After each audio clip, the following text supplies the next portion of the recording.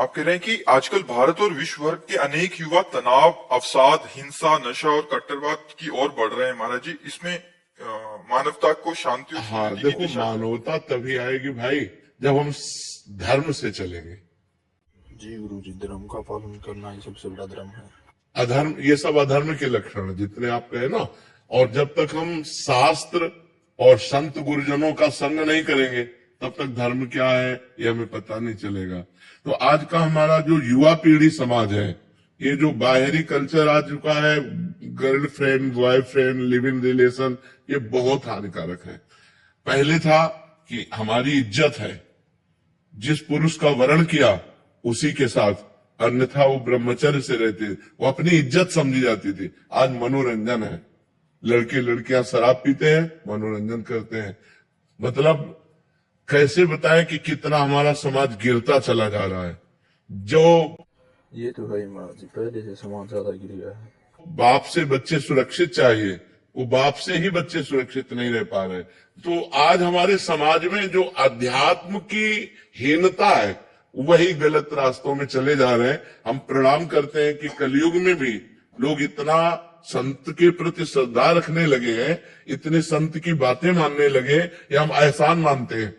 बकाया जब तक हमारे समाज में अध्यात्म का प्रकाश नहीं होगा तब तक ये सुधरना बहुत कठिन है। छोटी छोटी धनराशि के लिए हत्या करने में उनको संकोच नहीं लगता।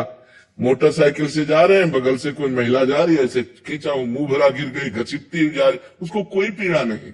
अपनी माँ बहन जैसे उसको कोई पीड़ा नहीं है। तो ये जो समाज में बढ़ गया है, इसके लिए अध्यात्म चाहिए, और अध्यात्म का प्रभाव होता है।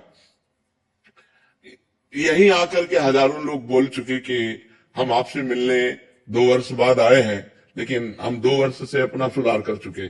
हम शराब छोड़ चुके, हम गंदे आचरण छोड़ चुके, हम ऐसे बहुत से ऐसे लोग हैं। तो अध्यात्म के शब्द उनके कान में पड़े और जादू कर दिया, उनके जीवन का परिवर्तन कर दिया। तो यदि हम संत संग करें, शास्त्र स्वाध्याय करें, गुरुजनों की सेवा करें, माता पिता के चरण स्पर्श करके उनकी आज्ञा में रहे, अभी जीवन सुधर जाए। लेकिन जी महाराज जी, ये तो है, लेकिन आज के लिए बहुत कम करते हैं। सुधार बहुत कठिन होता जा रहा है, क्योंकि बच्चियां जो नई पीढ़ी है वो बहुत बुरी तरह गिरती चली जा रही है। मतलब व्यभिचार की हद हो रही है, मतलब गंदगी की तरफ हम बढ़ते चले जा रहे हैं। हमें यह समझ में नहीं आ रहा कि हम अपना चरित्र नष्ट कर रहे हैं, अपने जीवन को नष्ट कर रहे हैं, उसे मनोरंजन समझा जा रहा है। अच्छा, अब सच्चिदानंद सुख तो है नहीं इनमें, इन भोगों में सुख तो सच्चिदानंद है नहीं, एक क्षणिक मात्र का लगता है, और उसको लगता है इसमें नहीं, इसमें नहीं, इसमें। अब उसी की मदान्धता के लिए अब नशा चाहिए, तो हुक्का पीना, शराब पीना, ड्रग्स लेना। अब नशा के लिए पैसा चाहिए, माता पिता के साथ अभद्र व्यवहार करना, दूसरी जगह क्राइम करना, वो बड़ा मतलब धीरे धीरे वो क्रम से नष्ट होते ही चले जाते हैं। हमें लगता है समाज को सुधरने के लिए संग करना चाहिए, शास्त्र स्वाध्याय करना चाहिए, इसके बिना सुधार नहीं हो सकता। जी महाराज, अध्यात्म बिना सुधार नहीं हो सकता, इससे ही सुधार हो सकता है। मति कीरति गति भूति भलाई, जब जे जतन जहां जे पाई, सो जानो सत्संग प्रभाव। लोकों वेद न आनो पाओ, लोक और वेद में और कोई उपाय नहीं है। यदि हमें अच्छे संतों का संग मिले जो भगवान के मार्ग में सही चल रहे हैं, तो निश्चित हमारा सुधार हो जाए। नहीं तो समाज को सुधारने के लिए और क्या है, ना तो भगवान का डर रह गया है और ना कानून का डर रह गया है, और सब मनमानी आचरण।